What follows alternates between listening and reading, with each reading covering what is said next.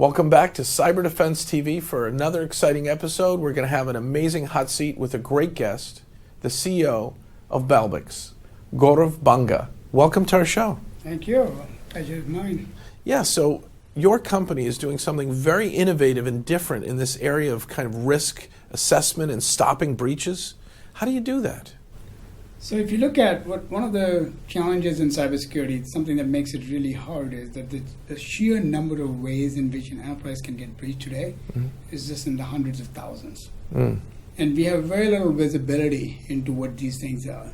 So Balbix is a platform that uses deep learning and several advanced machine learning techniques to understand, discover and understand your attack surface, and then analyze it in the context of business criticality to produce some relevant insights.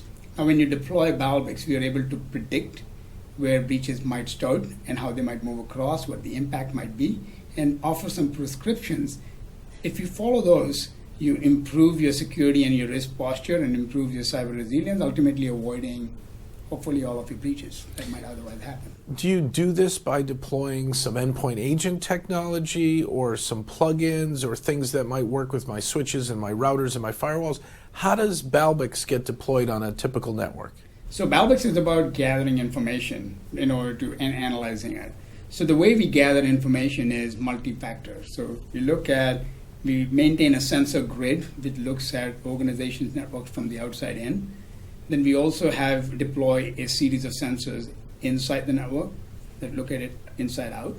Now the sensors sit on the network, they probe your network, they also interface with other data systems that you might have in your network. For example, sources of logs, Active Directory, Amazon security groups, and even other data lakes, that proprietary data lakes where you might be collecting information. Finally, we also have an endpoint sensor. Now, all of these sensors are optional, but we need enough of them to get a good enough picture. So let's take the example of the breach that was pretty significant. NHS in England, the UK. What happened was somebody, shadow brokers, got a piece of some secret sauce code. There's vulnerabilities in Windows. You're looking at taking a worm and ransomware, tying them together, creating WannaCry or WannaCrypt, a ransom Some user gets phished, they click a link, it gets installed, and it notices by probing the intranet at that organization, there's about 1,400 other computers that have that SMB flaw. It worms its way across the network's toast, and kids can't even go in for an operation for 3 or 4 days. It actually put lives in jeopardy. How would you have solved that problem for them? So you just mentioned WannaCry, which is right in public's minds, and we all know what happened there. But there are, in reality, hundreds of thousands of WannaCry equivalents out there on the network. And some of them are easy or easier for the adversary to perpetuate. Others are much harder. The challenge is, of all the different things, first discovering all the potential WannaCries before they actually happen. If you wait till they happen, it's already too late. And so you have to do proactive stuff to discover the kind of potential WannaCry-like things that can happen. And then you have to prioritize exactly what you need to do in order for those things not to happen. And that's what we do. What kind of customers are deploying your solution, and what kind of successes are they having today? So we have two classes of customers. We have one class of customer who we call very security mature customers. These are customers that have previously been trying to do what Balbix does automatically and comprehensively by hand. So we're kind of helping the agents, freeing up a lot of expert human capital, getting them to do more interesting things. Becomes a favorite tool for figuring out the risk heat map. The second class of our customers are people that have previously not been able to do the right things in security because they don't know where to start. So what Balbix does is it provides them with a converged risk measurement system, which is not just telling them what's wrong, but also telling them how they can get better. People are always clicking links, and we train them not to. But for example, in HR, you're going to get the resume.pdf and you're going to open it. It happens all the time. It's your job.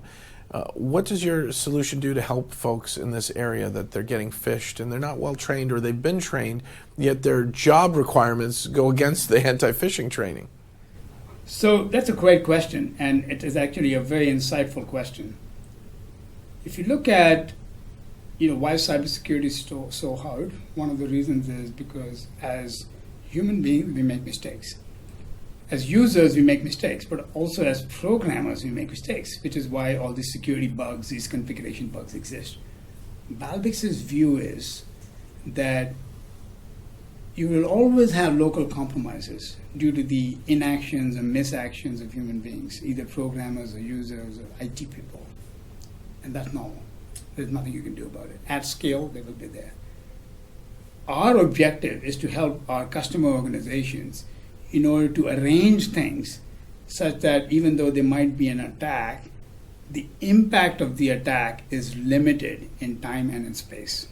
We call this property of a network as resilience or cyber resilience. It is pretty much like your immune system, right? I mean, you are going to be subjected, and we are all subjected by germs and viruses hitting us constantly every time. Especially if we travel on airplanes a lot. Exactly. And at the same point of time, our body generally remains unsick and allows us to function. So we believe that a network can be constructed in pretty much the same way, where even though there are local compromises, individual systems get hacked, individual users get compromised, but the attack does not spread. Now, traditionally, people talk about a breach lasting for a while, unknown. For example, OPM.gov, it took Einstein at DHS 6 months to say, hey guys, you've got data leakage to China. And 6 months later, they realized they lost 22 million records. Had they deployed Balbix, would they have known on day one? Would they have known on record one? How quick would you have detected and stopped or helped stop that kind of breach? So it's actually even better. Hopefully, if they had deployed Balbix on day minus 25, they would have avoided breach completely. What do you mean by that? What that means is that somebody would have told them, the system, Balbix would have told them, that the likelihood of you getting breached because of this missing control or this abnormal process or this condition in your network is close to 1. And the impact of that is going to be catastrophic. It would have shown up in every dashboard, every report that the defenders were using. And hopefully they would have done the right thing and fixed that thing. That sounds great. Do you do proof of concepts? Do you do trials for people to take a look at the system? Yes, absolutely. And where can our viewers go to learn more about your company? Just our homepage, www.balbix.com. So BALBIX.com? Well, we've learned a lot about a company that's a little bit ahead of the cyber threat. And Balbix is going to give you a chance to defend against breaches in probably one of the most unique ways I've learned about. Check out his site, www.balbix.com. Learn more, try them out. I think you'll be very impressed. And stay tuned again next time for another episode of Cyber Defense TV.